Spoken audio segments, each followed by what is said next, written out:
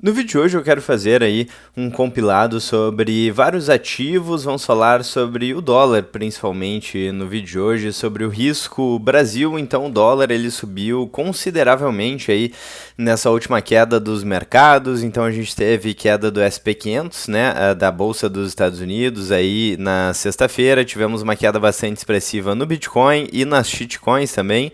E enquanto isso o dólar se valorizou bastante aí, já passa dos 5,50.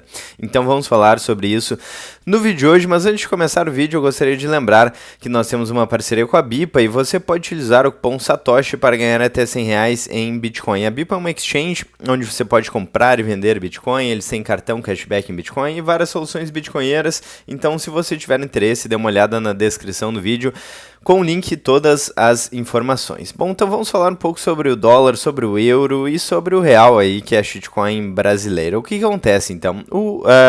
Em momentos de crise, geralmente os países que já têm problemas como impostos altos, como uma dívida crescente, aí, uma economia cada vez mais descontrolada e também uma perspectiva, né, mais negativa em relação à economia, países emergentes, países com economias mais fracas, acabam sofrendo mais em momentos de recessão. Por quê? Porque quando o mercado está sofrendo, temos uma turbulência no mercado, geralmente os investidores eles fogem para os locais, entre aspas, mais seguros. É o fenômeno que a gente chama de flight to quality. E é exatamente isso, né, o voo para qualidade, né? Ou basicamente investidores que migram para ativos com menos risco. Por quê? Porque se está tudo caindo, o que você não quer é risco, né? Por exemplo, a gente viu o VIX, que é o índice de volatilidade nos Estados Unidos, crescendo bastante. Então, mercado volátil, mais risco, o pessoal ele migra para os locais mais seguros, digamos assim. Ou seja, dólar, por exemplo, euro, ambas as moedas se valorizando forte em relação ao real, certo? E os ativos com maior liquidez, ativos voláteis, a chamada renda variável, digamos assim, são os ativos que se desvalorizam. Então, para vocês terem uma ideia aí do tamanho do problema, o tamanho potencial do problema, vamos colocar aqui no anual. Então, em abril de 2025, a gente teve o SP500, que é o principal índice aí norte-americano, né, dos Estados Unidos, caindo abaixo dos 5.000 pontos, e a gente teve aqui também Bitcoin, então, no caso, caindo até os 75.000 pontos. Então, vocês podem observar aí qual que é o potencial problema, né? Caso a gente tenha uma correção mais forte, uma continuidade ou intensificação do conflito cambial entre Estados Unidos e China, né? A gente pode ter estes problemas com dólar subindo e euro subindo. É importante lembrar também que a taxa Selic, a taxa de juros básica aqui na economia brasileira, está consideravelmente alta, pelo menos em termos nominais.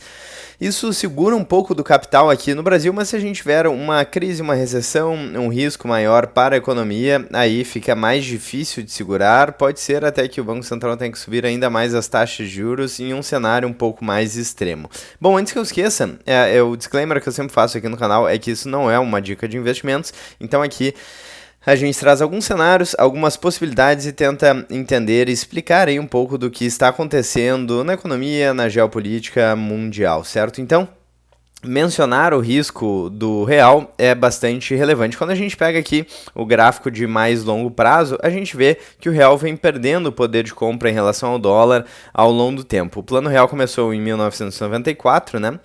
E desde então, com a paridade próxima de 1 para 1, o real vem perdendo o poder de compra em relação ao dólar e passou de 6 recentemente, né? E os problemas que a gente tinha quando o real passou de 6 continuam ainda, né? Talvez a gente tenha uma diferença ali em relação à taxa de juros, ou seja, a taxa de juros alta no Brasil e caindo nos Estados Unidos. Isso cria aí um certo spread e faz com que uma parte do capital migre, né, buscando rendimentos um pouco mais altos em países emergentes, né? Então esse spread aí de taxa de juros interfere no câmbio, né?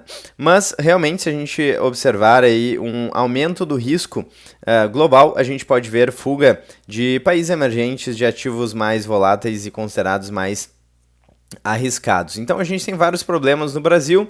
Notícia da super interessante aqui tem um mapa e o número de homicídios aqui somente no Brasil é maior, esse gráfico aqui é de um ano específico, vamos ver, se diz aqui 2015, né? Então 2015 o número de homicídios era altíssimo, ainda é altíssimo, né? Mas eu acho que em 2015 foi ainda maior, e neste ano o número de homicídios aqui no Brasil em vermelho superava todo o resto desses países aqui em azul. Então a questão da criminalidade é realmente um problema muito grave aqui no Brasil, infelizmente, certo? E um problema que precisa urgentemente ser endereçado para que a gente possa testemunhar aí uma qualidade de vida minimamente decente no país.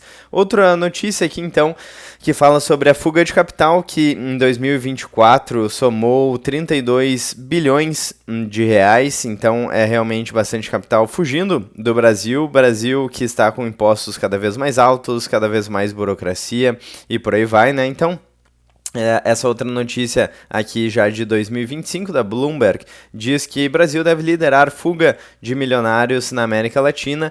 Segundo o estudo, né, então, para o ano de 2025, a coisa não está boa aqui no Brasil. E mais uma aqui do Metrópolis, então, fuga de cérebros, cresce a ida de brasileiros qualificados aos Estados Unidos. Então, falta de reconhecimento e instabilidade no Brasil alimentam evasão de talentos estratégicos que migram para os Estados Unidos em busca de oportunidade. Então, basicamente, a gente está perdendo talentos, estamos perdendo capital, né?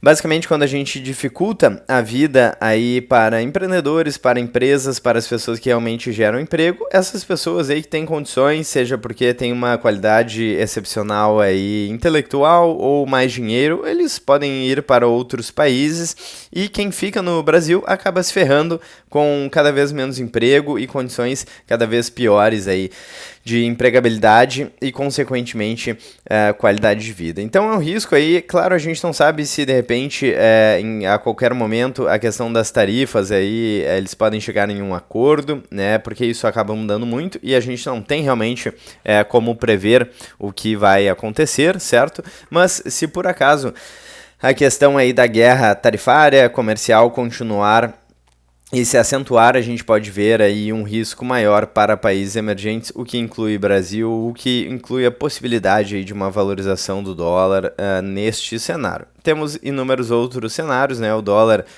vinha em queda, como eu mencionei antes, com aumento da taxa de juros aqui no Brasil e redução da taxa de juros nos Estados Unidos, faz inclusive parte da estratégia aí dos Estados Unidos para continuar rolando a dívida. Para quem não sabe, a dívida aí está crescendo em praticamente todos os países e isso é uma consequência das moedas fiduciárias, né? Então, as moedas fiduciárias vão perdendo poder de compra. Aqui temos a perda de poder de compra do dólar ao longo do tempo, que já perdeu mais de 97% do seu poder de compra desde 1913, e moedas mais fracas, o real, então, o Brasil já trocou várias vezes de moeda nesse meio tempo, certo? Então já teve vários períodos de hiperinflação e de colapsos monetários. Agora estamos no plano real que vem perdendo poder de compra, inclusive muito mais rápido do que o dólar, né? E além disso, temos a questão da dívida crescente aí nos países, de uma maneira geral, né, no Ocidente e no Oriente. Então, dívida crescente é a base do sistema financeiro global atual, do sistema fiduciário,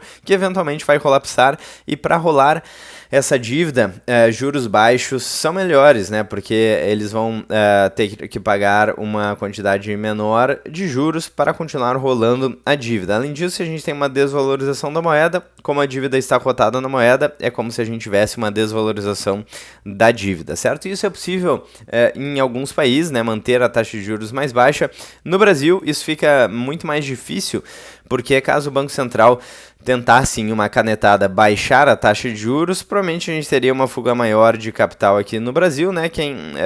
Bom, de repente com a taxa de juros no Brasil em 15% e nos Estados Unidos em 4% caindo, de repente muitas pessoas percebem que vale mais a pena deixar no Brasil, né? Mas se por acaso a taxa de juros começar a baixar no Brasil, com todo o risco do país que a gente tem, corrupção insegurança jurídica, comercial, econômica, aí fica realmente complicado, o dólar pode disparar, né, como a gente tem vários produtos aí que são importados e como a gente tem um mercado aí que é globalizado, né, então a gente pode importar para outros países. Se a gente vê uma depreciação do nosso câmbio e uma valorização relativa do dólar, por exemplo, a gente pode ver uma inflação ainda maior, inflação essa que não está baixa, né? Na verdade, aumento de preços, né? Perda de poder de compra da moeda, porque, na verdade, a definição clássica de inflação é a expansão da base monetária, né? E uma das consequências é a perda de poder de compra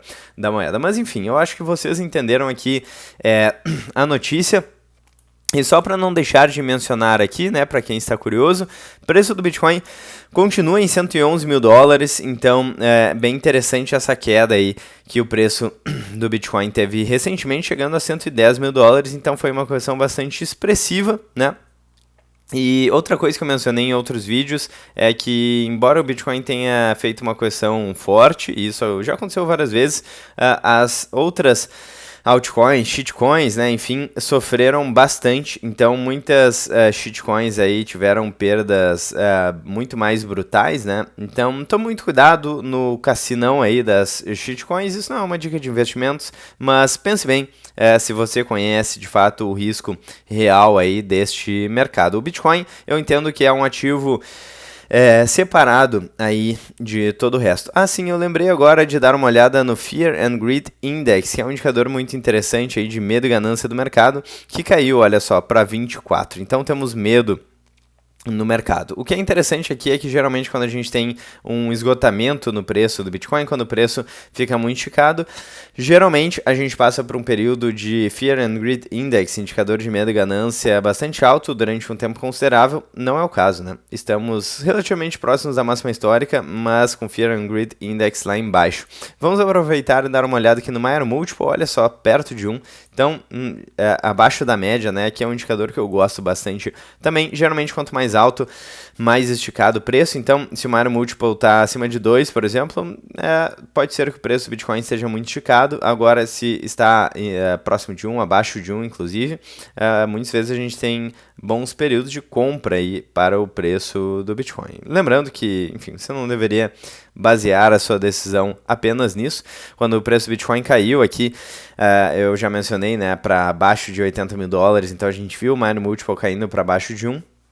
E agora a gente teve uma correção bastante significativa. Mas enfim, vamos manter vocês informados. A gente não sabe muito bem quais serão as consequências aí dessa embate comercial, mas enfim, de uma maneira geral eu percebo que quando o preço cai do Bitcoin, o pessoal aqui do canal fica até feliz, né? Promoção no ativo, promoção no Bitcoin, Black Friday e tal. Então é possível adquirir satoshis, acumular uns satoshinhos aí por um preço mais baixo, o que muitas pessoas veem como positivo. Bom, vou ficando por aqui, espero que vocês tenham gostado. Cuidado com o risco país, com o risco real. Já mostrei aqui várias vezes, né, Ibovespa, quem comprou em 2010 e segurou até agora corrigido pelo dólar, perdeu mais de 30% em dólar, né? Então, cuidado, o risco país é realmente muito grande. Se você está 100% exposto ao Brasil, repense aí, verifique se você está considerando bem o potencial de risco e retorno da sua carteira. Bom, vou ficando por aqui, espero que vocês tenham gostado do vídeo. Se vocês gostaram, não esqueça de deixar o like, clicar no sininho, inscrever-se no canal, ficar à vontade na seção dos comentários, fazer parte da área de membros. Se vocês quiserem apoiar financeiramente o canal, fico muito grato para todo mundo que acompanha o conteúdo aqui. Vou ficando por aqui, um grande abraço, até o próximo vídeo, ainda hoje ou amanhã no canal. Vejo vocês lá.